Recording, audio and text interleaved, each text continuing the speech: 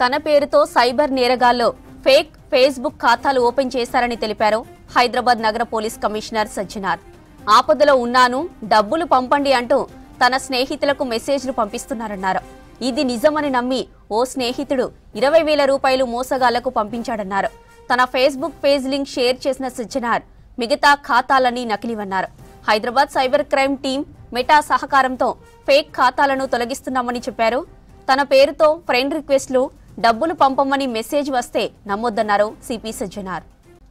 తన పేరుతో సైబర్ నేరగాళ్లు ఫేక్ ఫేస్బుక్ ఖాతాలు ఓపెన్ చేశారని తెలిపారు హైదరాబాద్ నగర పోలీస్ కమిషనర్ సజ్జనార్. ఆపదలో ఉన్నాను, డబ్బులు పంపండి అంటూ తన స్నేహితులకు మెసేజ్లు పంపిస్తున్నారన్నారు.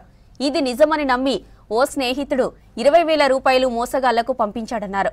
తన ఫేస్బుక్ పేజ్ లింక్ షేర్ చేసిన సజ్జనార్ మిగతా ఖాతాలన్నీ నకిలీవన్నారు.